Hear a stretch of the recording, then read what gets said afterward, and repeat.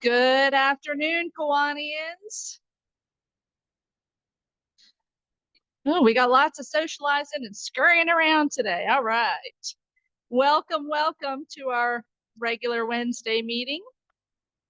Special welcome to past President Mike O'Brocta. He's zooming in from Scotland today. I see some great faces who I haven't seen in a while. I see Lance over here. I see John Bradshaw in person over here. Thanks for being with us today. And I just want to say thank you all so much for opening your hearts and your wallets for hurricane relief. So we had sent around an email to everyone letting you know that the Kiwanis clubs in Martinsville issued a challenge to us to match their $1,000. And the board authorized $500 from our budget and then sent out an email to the rest of the club because several of you had actually mentioned to us, was there a good place to give hurricane relief funds? And you all have exceeded our goal, and we will now be contributing $1,400 for hurricane relief. Thank you for that. So that'll go to the Capital District, and the Capital District Foundation has a special fund set up, and they'll be sending all the funds together. Okay, for today, we've got our call for introspection with David Spangler, and then also our Pledge of Allegiance, Harry Zuloff, and that will be followed by introduction of guest Courtney Plaster. Well, we all know what's been happening because of Hurricane Helene. And I bet most of you all go to churches where you're already collecting supplies to send to the most ravaged places and everything. I wanted to tell you a quick story. One of our dancer families, the first day they heard about what was going on with Helene, and they have a large truck with a large trailer that's covered, and they took off for wherever the worst spot was down in Western North Carolina. I understand now they're in Tennessee, but the point being, Americans helping Americans, just people helping people. And I can't, this lady is a wild lady, so maybe this might be a little bit of exaggeration, but they went to point A and they were not in that bad a shape there. So the people there said, well, go on to point B. So they did. And by then they were starting the roads were washed out, etc. But probably 3 or 4 gentlemen approached them and said they were part of FEMA. And they said, they just had this gut feeling, I don't know about that. And so they said, well, let's see your credentials. Well, we don't have any credentials. Turns out they had guns, and they were going to steal all the good things that they were bringing to people there. Now, again, she may have exaggerated a little bit on that, but the point being is there are just lots of people who are helping lots of people who need help. So I wanted to make a comment about what we all ought to do. And if your church has a way of getting things there, or obviously through Kiwanis, we can do that. I would encourage you to do whatever you can do as far as a contribution. And if you can actually take stuff to somebody that needs it, that would be fantastic. And the goal rule is doing to others as you would have them doing to you. And just a little expansion on that. The core of the goal rule is a moral obligation to treat others ethically for their sake. Not even with better when we treat us, they treat us. Why? Not because it's advantageous, but because it's right. And because the way we treat others is about who we are, not what they are. So hope you all help the people in the hurricane.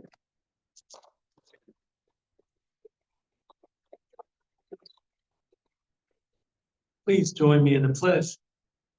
I pledge allegiance States of America, to the republic for which it stands, one nation under God, indivisible, with liberty and justice for all.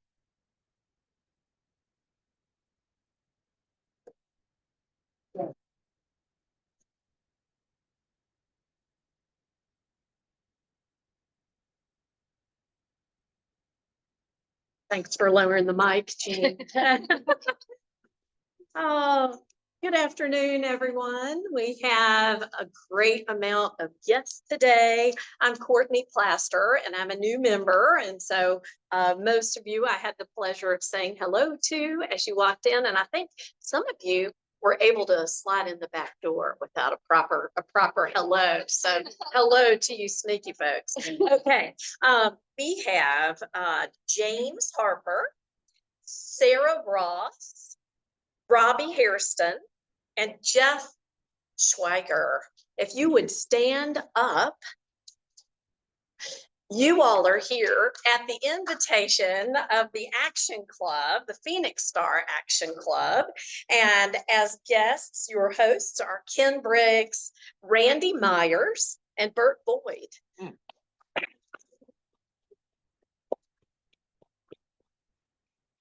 And I want to say a few special thanks for being here today as Action Club members.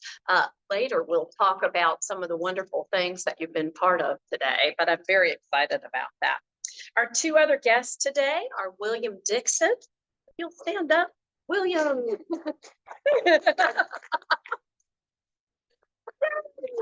All right. And William is here as a guest of Chris Rouse's right here. He's doing great work bringing in new folks. And we have Tyler Bauer. Well, you may recognize the Bauer last name because Sheila has brought her brother. And if you look really closely, yeah, they have the same blue eyes. So it's great to have each and every one of you here. And I'm very excited about being a new member. And so at Jean's request, in telling a little bit about why it is that I came to be a new member, there are many reasons why. First invitation was from former President Mike Obrachta, and Mike asked me when I had first taken on the role of executive director at Clean Valley Council, and I said, Mike, I may need to wait a little bit before accepting your invitation. And so in 2020, I took the role of executive director at Clean Valley Council, and every year and at every moment, I had numerous Kiwanians that were inviting me to join. And so I guess year 4 was the magic trick. I've been part of the nature club and that committee with Horton's Branch. And so that's been very exciting and rewarding. And so I'm excited to be a new member. So thank you all, and look forward to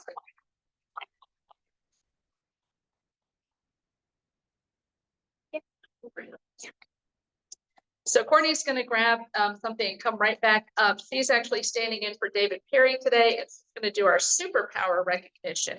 Now, listen, I'm putting you all on notice. I've only heard from 2 people about their superpowers since last week. Mike Obrachta, big surprise. And Amy Carter, big surprise. So keep thinking about it, folks. I'm going to be asking you. All right, come on up, Courtney.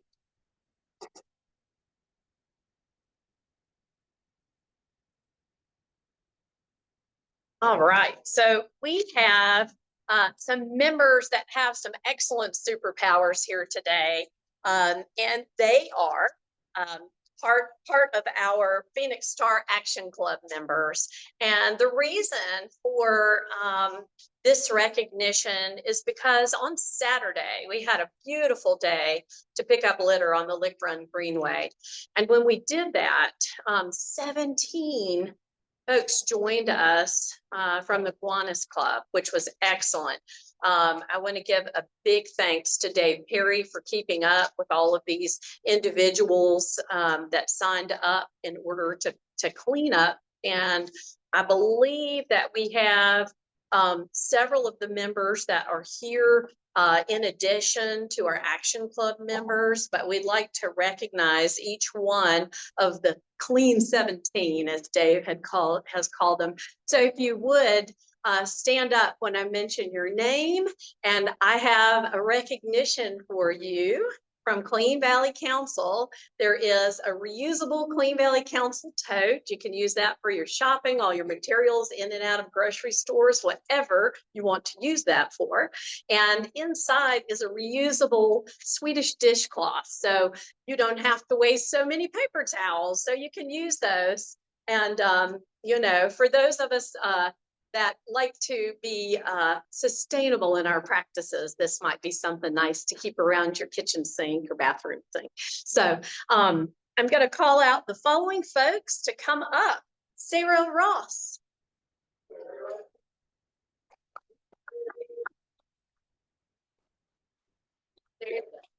Yes, come on up. Yes, come on up. And Don, would you like to get a photograph of folks as they come up? Yeah, Sarah, come on up. Robbie Hairston.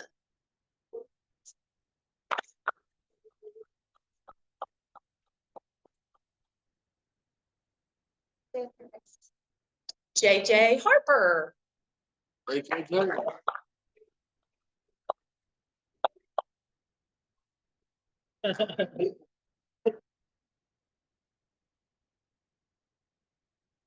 And Jeff Schweiger.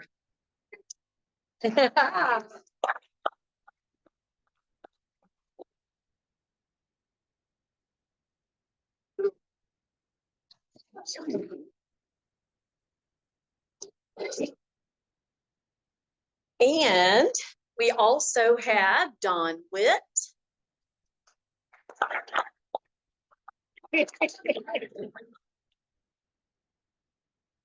Bert Boyd.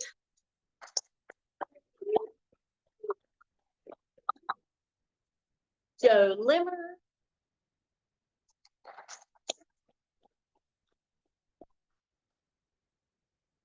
And Ken Briggs. Yes, right in front of me. And Sherry Hartman.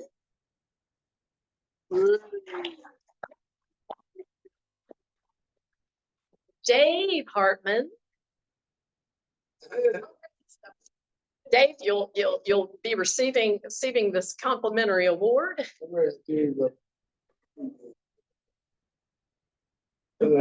And John Pendleton.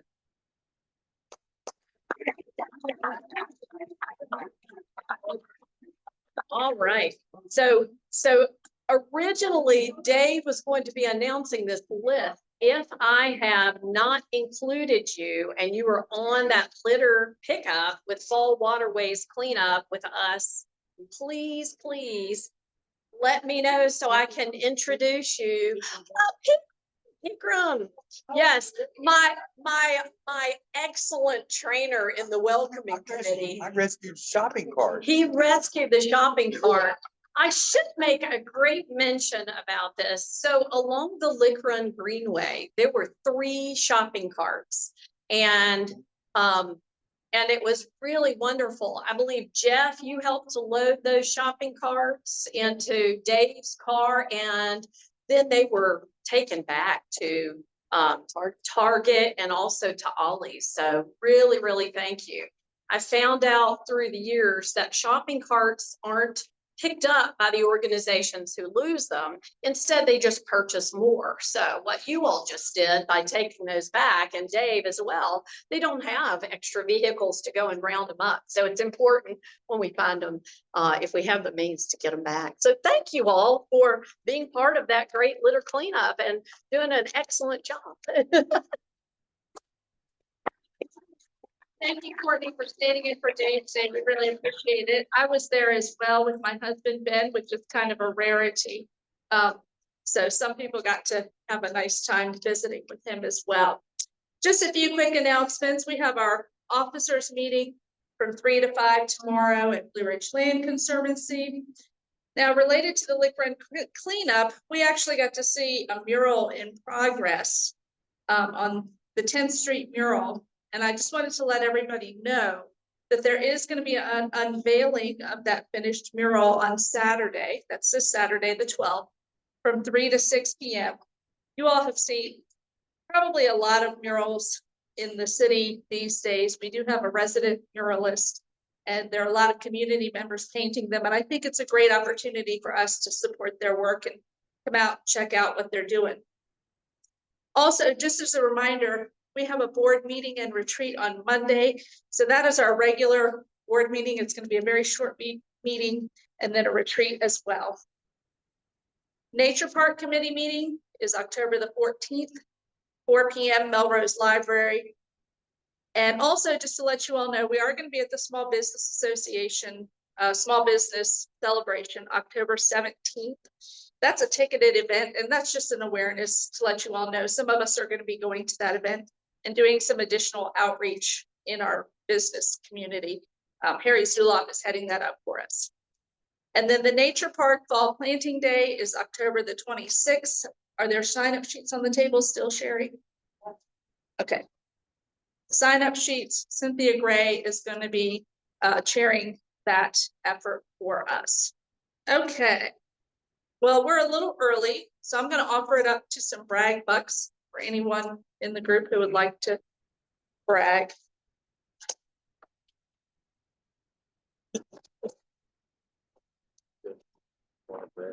My name is Don Witt, and my brag bucks is superheroes of this club for getting $1,400 to the disaster relief. I happen to be the co-chair of the foundation, Capital District Foundation Disaster Relief Committee. And so you're making my life a lot easier. Thank you.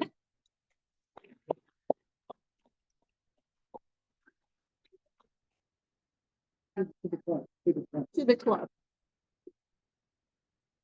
If you still want to contribute to hurricane relief, make it out to our club, please. Kiwanis Club of Roanoke, and then we'll in turn give a check to the Capital District Foundation. No other brag bucks? Really? I'm shocked. I'm shocked. Oh, Ken Briggs. I can always count on Ken Briggs. Come on up here, Ken.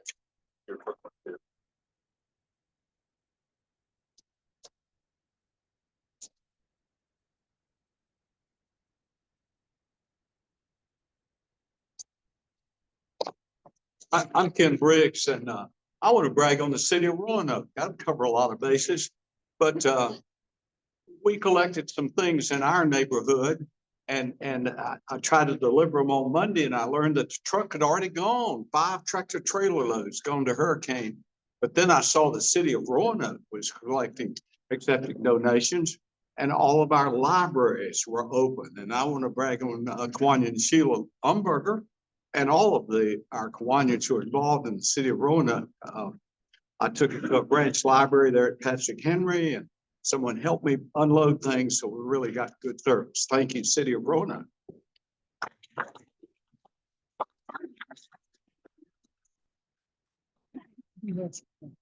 Hello, fellow Kiwanians. Chris Rouse from United Way of Roanoke Valley. I'd like to brag about John Montgomery. John has many, many superpowers. And I think his primary superpower is John is a very effective communicator. So I wanted to just recognize John. He is the very first person besides Bart Wilner that I spoke with.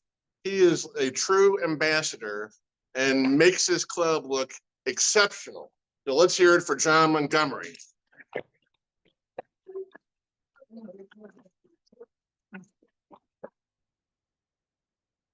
Well, thank you very much, Chris. Pleasure. I told Gene that I wanted to use the opportunity to brag as well. And what I want to brag on is baseball great Pete Rose. As many of you know, he passed away, I guess, a little over a week ago. I think it was Monday a week ago. And what I'd like to say about Pete Rose, he obviously fell from grace over the gambling incident and then not coming clean with it after he was found guilty. But as an athlete, he was quite an inspiration to me. He broke into the major leagues when I was in first grade. And When he retired, I was a manager at the Roanoke Times, so it spanned a big part of my life. And what I especially liked about Pete Rose is that he went all out with every play. Some people would find running to first base after a walk to be a show off. Some people would find sliding head first, even if there wasn't a throw, ostentatious. But to me, it was the way you should approach what you're doing. You know, people often say, that guy only does 10% of what he's capable. You only are doing 10% of what you're capable of. You could do a lot better. And I, for one, who tried to pattern my life after Pete Rose, always thought, I'm putting out more than 10% of what I got. I don't know that I can have another 90%. And so, although I was never a great athlete, I became a fan of sports and played a lot of sports. And I even tried sliding head first one time. As Joyce said, I apparently didn't keep my head up because I had a strawberry right down the bridge of my nose. That was the last time I did it. The other thing I would say is that to be a great in baseball, there's really 5 elements. You need to be fast. You need to be a good hitter for average. You need to hit for power. You need to be a good fielder, and you need to have a strong arm. And many people would say, strictly on the field talent, that Pete Rose is one of the all-time greats in that way. And yet he didn't hit many home runs. 160 is not ranked very high for his career. He didn't particularly have a strong arm. He wasn't a great fielder, although he made an all-star position at 5 different positions, the only person to ever do that. And he played 500 games or more at each of those positions, which were first base, second base, third base, left field, and right field. So he didn't hit home runs. He didn't really have a strong arm. He wasn't a great fielder. He wasn't fast, but he put all out every play. And that's why, to me, he's someone to emulate, at least on the field, in whatever you do.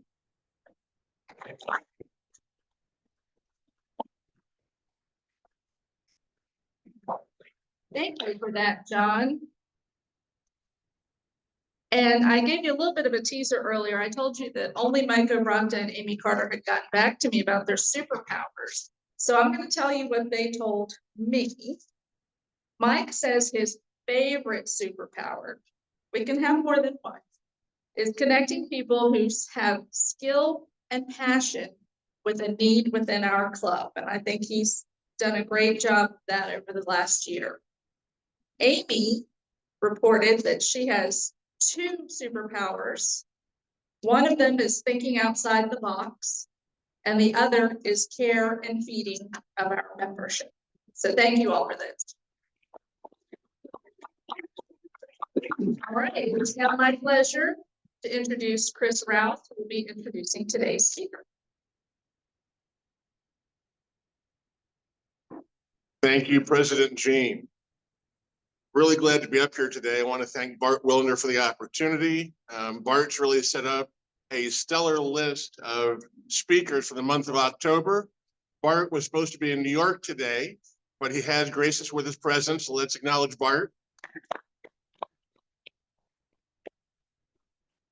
And last week we heard from Aaron Burcham, who spoke to us about the Roanoke-Blacksburg Innovation Alliance. And I don't know about y'all, but I learned a lot of stuff. I had no idea such amazing things were happening right here in Roanoke. So was excited about that, and I'm very excited to have the honor of introducing John Hagee. John Hagee is director of RAMP. You heard about RAMP. It's a regional startup accelerator serving the Roanoke and Blacksburg area. The organization's mission is to launch technology and life science startups in the region to create economic value through job creation, cures, and positive business outcomes. John began his career, much like Mike Obrachta, as an intelligence officer with the CIA in Washington, D.C. He was focused on the Middle East. I've learned from talking to John that he was actually a program manager. So he managed a lot of the operations from Washington, D.C. Following his time at the CIA, John served as a strategy consultant for Deloitte.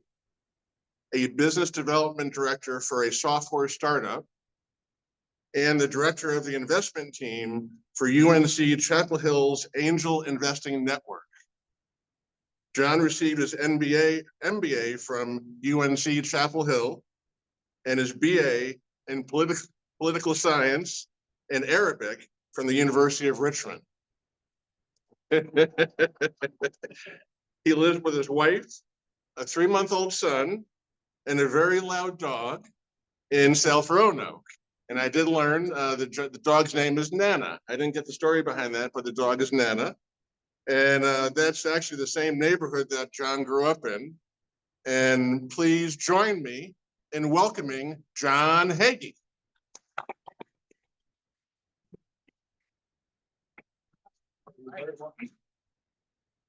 Can everyone hear me? I need to tilt this up. Sound check, everybody good? All right, I'll try to make this pretty interactive. Between the enthusiasm that Chris brought and the Pete Rose tribute, really tough acts to follow. Yeah, thank you, Chris. Thank you, Bart, for allowing me the opportunity to speak today. I definitely want it to be interactive, so I'll ask for some hand raising at different times, but hopefully you'll come away understanding kind of what an accelerator is and what its role is in the economy. So who all was here for Aaron's piece or session last time? Just raise your hands real quick. Show hands. Okay, couple. So Aaron is a true visionary, someone I look up to in really scoping this entire innovation ecosystem around biotech, life sciences, technology, working with a variety of partners from Virginia Tech, Roanoke College, Virginia Western, all the way up to like big corporates like Johnson & Johnson. So really spans quite a realm of folks that she works with. So she runs Roanoke Blacksburg Innovation Alliance, and we are a program within that. So think about us as nested in, and we are a startup accelerator. How many people know what a startup accelerator is or have experience with it or something like that? And raise your hand if you have. So Bart got one. Okay.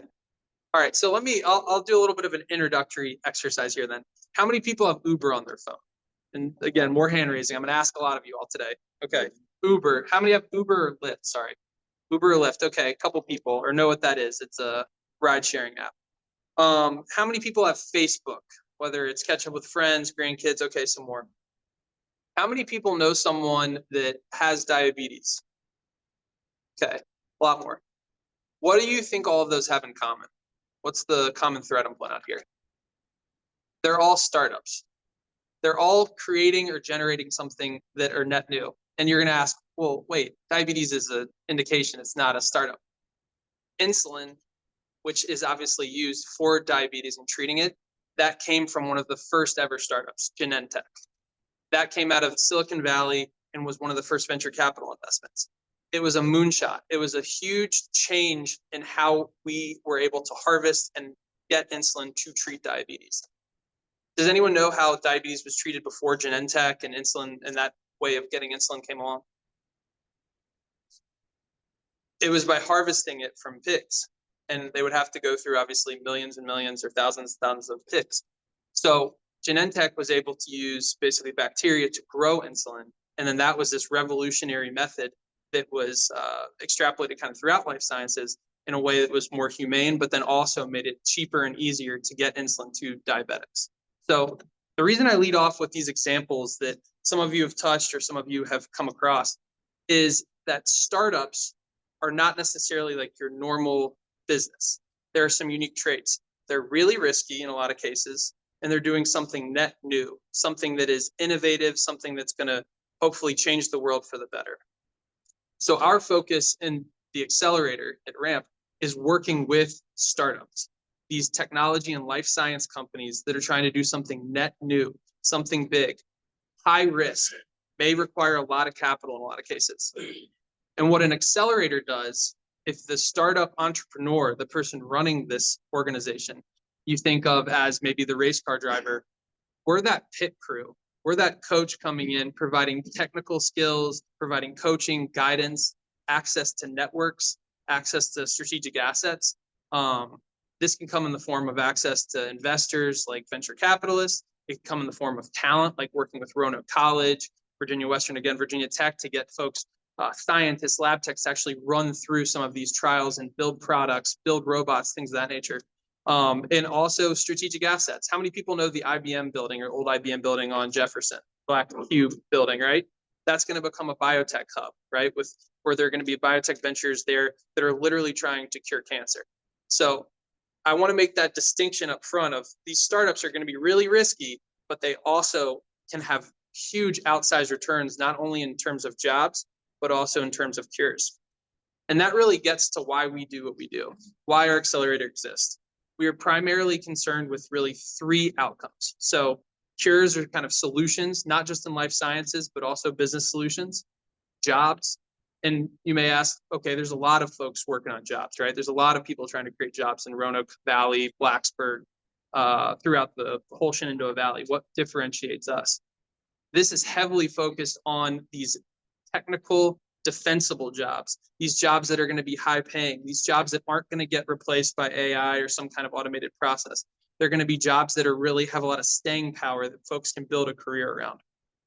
That doesn't mean that we don't have play and kind of cooperate with folks who are trying to build all other sorts of jobs and bring those to the Valley, but this is an integral part to the economy as we see it. So focusing on those kind of 3 core areas to date, we've been able to accelerate or kind of work with 60 different companies.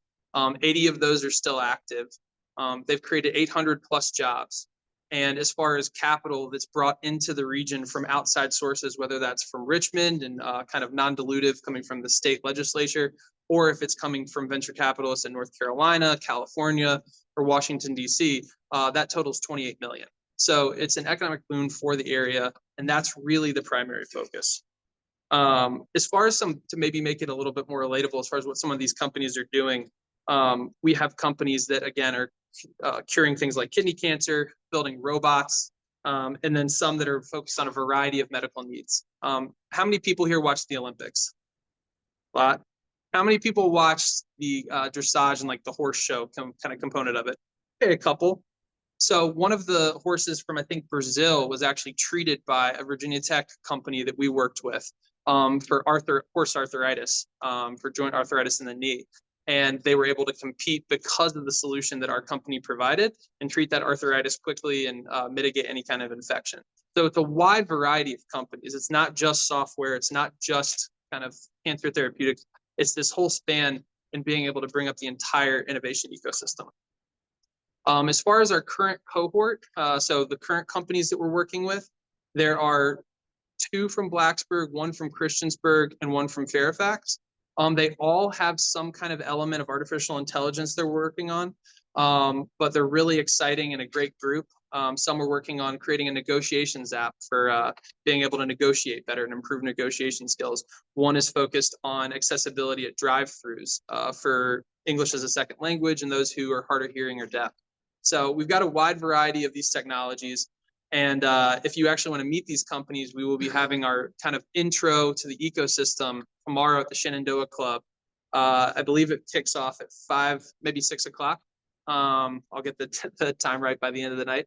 But that will be a great opportunity to see what some of these companies offer and who they are and what they aspire to be in the region.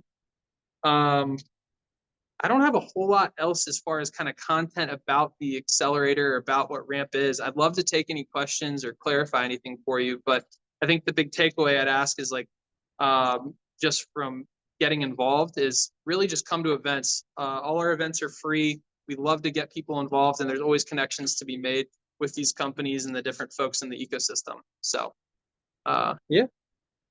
Someone asked a question. Yeah, absolutely. Excellent.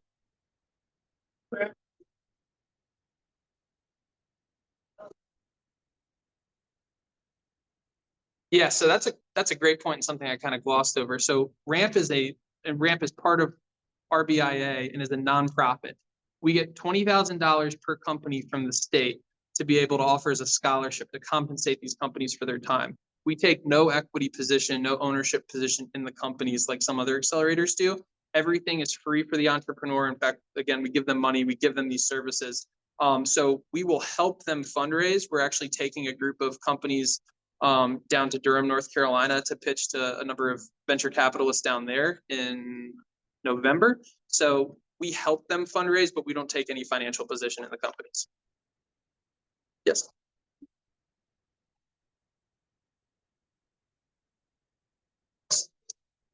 So the question is, how many people, is that how many companies or how many people on the team? On the ramp team, it is two, I want to say like 2.25, because Sarah's out like kind of on a maternity flex right now.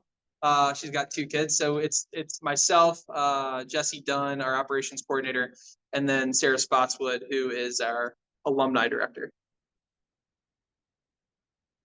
Excellent. How were you attracted to this, or did you start it? Yeah, so I did not. So the question is, how was I attracted to Ramp and did I start it? So Ramp was founded in 2017 by Mary Miller. Some of you all may know her. She was a founder in the region, really prolific kind of entrepreneur and connector.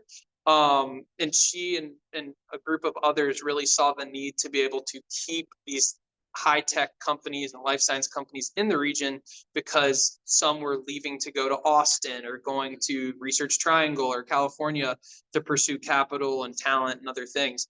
So they saw the need. They built up Ramp as a nonprofit. They, I think, secured about $1 million from the federal government to build it out. Why I was attracted to it, I started working with startups when I left the CIA. So when I was at the CIA, I think, is it Mycobracta? There's a lot of incredible tools and kind of technical collection devices and all of these gadgets, right? But some of the maybe like larger systems that like an enterprise would use were honestly outdated and not so good. So I've got very curious, like, who's responsible for buying some of these things? Like, why are we using some outdated things when a Google or an Apple or some cutting edge tech company would be light years ahead of us? And I found that's when I learned about this organization called InQtel that invests on behalf of the intelligence community. And I learned more about venture capital and startups, and then realized, which a lot of people realized at the time, the federal government was not very good at bringing in innovative technologies, and frankly, not as good as some of our peer competitors like China. So I was attracted to it from a mission standpoint, to be more clear, I guess. Yep.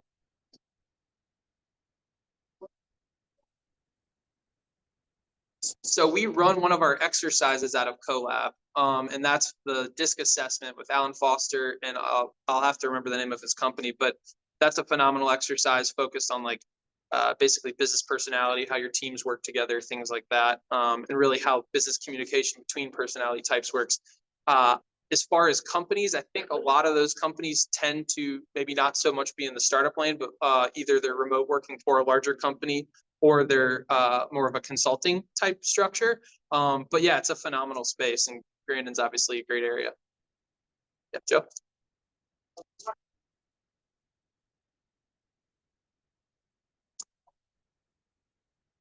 Yeah, absolutely. So the biggest thing that we'll do is it's who wants to, right? It's the enthusiasm, who wants to be part of it.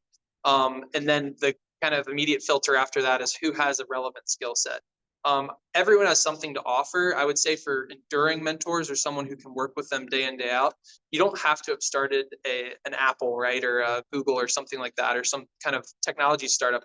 But if you have ever managed people, managed budgets, finance, accounting, you were a sales leader, whatever it is, those are all very relevant skill sets, even if it wasn't in the tech or life science space. There's some more specialized mentors that we recruit from, like specifically Carillion and Virginia Tech, that have deep expertise within clinical trials and kind of the biotech world. Like Hal Irvin at Fralin Biomedical Research Institute is phenomenal. Francis Farrell at Carillion is phenomenal. Those are two of our closest partners. So we have specialized, but then we have more generalist track as well. Oh, all right. Biggest success story and biggest failure. And I realized I forgot to reiterate maybe what Joe's question was, but biggest success story for Ramp or personally? Okay. This is a laundry list. No, for the failures. For success at Ramp, I'm actually really excited. We just launched a new program, which is focused on accessibility of entrepreneurship. So this is for folks who maybe haven't traditionally come from like backgrounds where they would have access to entrepreneurial resources. And so it's working with folks who are really just at that ideation stage, and they want formalized help. They want access to expert mentors, things like that. It's called On-Ramp. And it would be kind of the predecessor, what you would go through before going to our main program. And I think just like the diversity of that cohort, the enthusiasm, and the fact that they're all local Roanoke entrepreneurs or aspiring entrepreneurs is really powerful. So I think that's one of the things I'm most proud of. From a failure perspective, I think I've put in a lot of work, and just because of my background, like I'm really passionate about getting capital and private capital here. And I think marketing this region and what like folks at Virginia Tech and FBRI are capable of as far as creating novel technologies that can become startups, is going to be a long road. And I've been maybe a little bit disappointed with my ability to match them with investors. But I think it's definitely headed in the right direction. So where do you see this ramp study in 5? So the question is, where do we see ramping in 5 or 10 years? Ideally, we are able to kind of continue to go with our current programs, potentially increase the number of companies going through the programs. What I think we've been discussing recently from a strategy perspective is, once a company becomes an alumni, how do we help them? And I'm hyper focused on those that are pursuing a high growth trajectory. So if we have 42 active companies that are alumni at this point, focusing on that subset that is going out and trying to raise capital to hire a ton of people to get a cure to market. So being not at the expense of others, but really focusing on those that are trying to grow and hire hundreds of people, right? Versus maybe 2 or 3. So that's the direction, I think, in the mindset is like focus on these high growth companies. I think what you will see is you'll see more corporate partnerships tied in, that are sponsoring companies to go through, like from like a GSK or a Pfizer or something like that on one side, and then maybe on the other side, like a Lockheed Martin or Boeing or whoever it may be. So I think corporate partnerships, focus on high growth companies, and then just general scaling of the platform. Did that answer your question?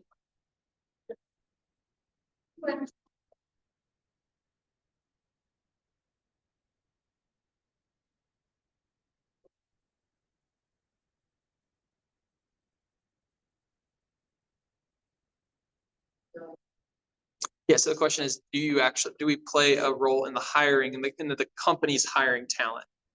So absolutely, we try to match folks. If a good example is we have an oncology therapeutic company, so company trying to cure kidney cancer or a subset of kidney cancer, and they are looking for a lab technician that can do the different experiments, mouse model trials, and everything like that they would need to determine the efficacy of the drug. And they are based primarily, well, they split time between Blacksburg and Fairfax, but they're looking for a lab tech here as part of a program that we did with Johnson & Johnson. So we actively go and headhunt for a lab technician for them. Other times it might be a case of where there's a really great technical founder, someone who, I don't know, let's say an orthopedic surgeon has created some kind of medical device, right? They may be highly innovative and know their space really well, but they don't want to quit their day job as an orthopedic surgeon. So we'll match them or try to match them with a business leader that could then take that company and actually get it to market, go through regulatory trials and sell the device. One question. Okay, go ahead. Would you mind talking a little bit more about what you were telling me about young people getting involved? I think you have a K-12 program. So we don't have a specific K-12 program, but Virginia Western and Virginia Tech, I think both have summer camp type programs or work a lot on engaging the local community with STEM. So I don't have the specifics on that at the moment, but I know that those are the 2 best places I would say to go. I think in general for young folks that are interested in this, like building the STEM, if you are interested in that, building the STEM background is probably one of the best ways to go. So that was how can young folks get involved. Mark? One more. This is the last question. Sorry. Mentioned that this year there's 4. The application process.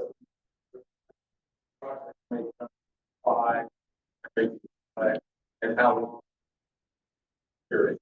Yeah, absolutely. So our main program, so we have a suite of 4 different programs, that predecessor program. So the entry one, on ramp, and then there's ramp and residence, which is the one Bart's referring to. And then we actually have a alumni program afterwards called Exit Ramp. Very clever naming, I know, focused on fundraising and venture capital kind of pitch practice.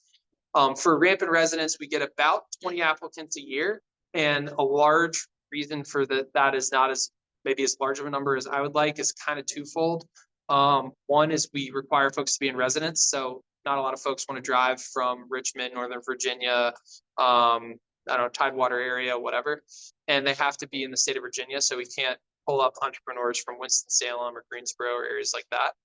The second piece is I think there's not necessarily as some of the institutions like FBR and tech are still figuring out how to turn companies out and commercialize intellectual property. So that's part of it.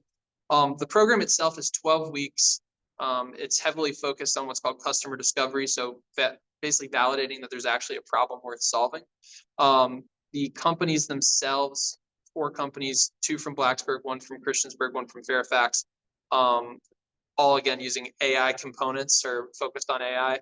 And a lot of accessibility or taking a specialized skill set like cross-border negotiations between China and the US and putting it into an AI application. Another one is using AI to basically be able to create night guards for dental purposes related to TMJ, dental disorder. So there's a lot of applications of AI, but we'll see we'll see all different sectors and all different technologies from cohort to cohort. Awesome. Thank you very much.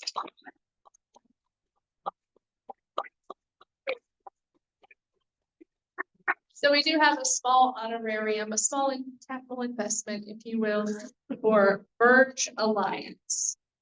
Thank you very much. I found that very illuminating, and you all had some awesome questions. Thank you very much. So I just want to say the latest update on hurricane relief is that we have now contributed $1,655. Thank you.